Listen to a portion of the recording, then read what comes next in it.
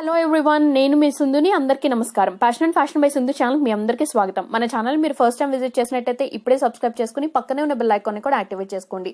ఏంటి థంబ్నైల్ చూసి అందరూ అవాక్ అయ్యారా? ఏంటి రెసిపీ చెప్పమా అని అంటుంది సింధు అనుకుంటున్నారా? అవునండి, ఈ రెసిపీ నిజంగానే చాలా స్పెషల్. ఈ recipe especially Krishna district side ఏదన్నా ఫంక్షన్స్ లో స్పెషల్ అకేషన్స్ కి సర్వ్ చేస్తూ ఉంటారు. సో ఆ రెసిపీ ఏంటో, ఆ కథ ఏంటో చూసేద్దాం రండి. రెసిపీ ప్రిపరేషన్ కోసం ఫస్ట్ స్టవ్ మీద ఒక కడాయి పెట్టుకోండి. కడాయిలోకి ఒక 2 టేబుల్ స్పూన్స్ వరకు ఆయిల్ పోసి, ఆయిల్ హీట్ అయిన తర్వాత ఇందులోకి ఒక 1 టీ స్పూన్ జీలకర్ర, 1 టీ స్పూన్ ఆవాలు వేసి, 1/2 టీ స్పూన్ పసుపు కూడా వేసి లో ఫ్లేమ్ లో బాగా ఫ్రై చేసుకోండి. ఈ రెసిపీ ప్రిపరేషన్ లో మనం శనగపప్పు, మినప్పప్పు ఇట్లాంటివి ఏమీ యూజ్ చేయం. కేవలం ఆవాలు, జీలకర్ర మాత్రమే యూజ్ చేస్తాం. ఇప్పుడు ఇందులోకి 2 పెద్ద సైజు ఉల్లిపాయలని పొడుగ్గా చీలికలుగా కట్ చేసుకునేవి వేసుకుని కేవలం లో ఫ్లేమ్ లో మాత్రమే ఫ్రై చేసుకోండి.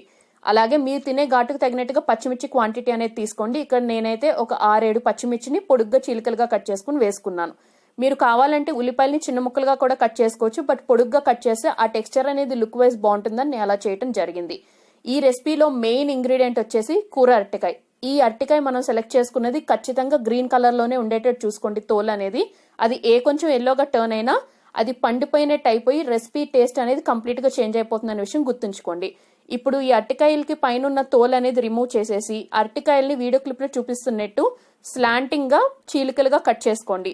ఖచ్చితంగా అవి థిక్నెస్ అనేది ఉండాలండి. మరీ పల్చగా రేకుల్లాగా కట్ చేసినట్టయితే అవి కూర ఉడికేసరికి అవి మెత్తగా పేస్ట్ లాగా అయిపోతాయి అనే విషయం గుర్తుంచుకోండి. సో స్లాంటింగ్ గా మీరు కట్ చేసుకుంటే ఆ ముక్కల అపియరెన్స్ అనేది సేమ్ మనం ఫిష్ పీసెస్ ఎలా అయితే ఉంటాయో అలాగే ఉంటాయి.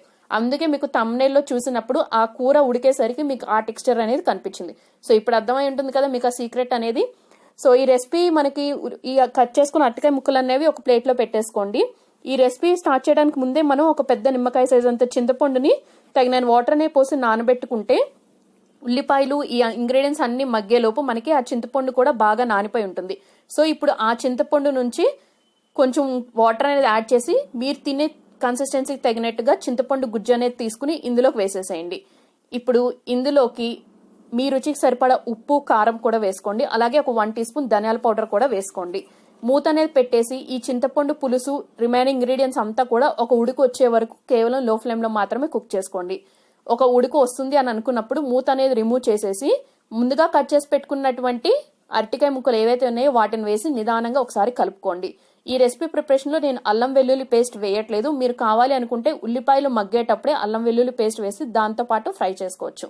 సో ఇప్పుడు మరొకసారి మూత అనేది పెట్టేసి కేవలం లో ఫ్లేమ్ లోనే ఒక 15 to 20 మినిట్స్ పాటు కుక్ చేసుకోండి. మనకి ఈ అరటికాయ ముక్కలు అనేది ఆ చింతపండు పులుసులో బాగా ఉడికి మనకి సేమ్ ఫిష్ పులుసు తింటే ఎలాంటి టేస్ట్ అయితే వస్తుందో అలాంటి టేస్ట్ వస్తుందండి. అలాగే నేను చెప్పిన ఇంగ్రీడియంట్స్ అన్ని స్టెప్ బై స్టెప్ వేసి ఇదే ప్రాసెస్ కనుక మీరు ఫాలో అయితే టేస్టే కాదు టెక్స్చర్ కూడా మీకు సేమ్ అలాగే వస్తుంది. సో మనకి చింతపండు పులుసు ఆల్మోస్ట్ ఉడికి దగ్గర పడి ఆయిల్ పైకి ఫ్లోట్ అవుతుంది అని అనుకున్న టైంలో ఇందులోకి ఒక 1 టీ స్పూన్ వరకు గరం మసాలా పౌడర్ అనేది వేశాను.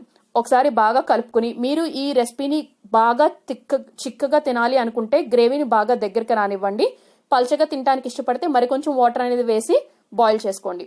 సో ఏ రెసిపీ అయినా ఉప్పు, పులుపు, కారం ఇవన్నీ పర్ఫెక్ట్ గా ఉంటేనే బ్యాలెన్స్డ్ గా టేస్ట్ అనేది బాగా ఎంజాయ్ చేయగలరు. రెసిపీ నచ్చితే వీడియోకు లైక్ ఇచ్చి ఫ్రెండ్స్ అండ్ రిలేటివ్స్ కి షేర్ చేసి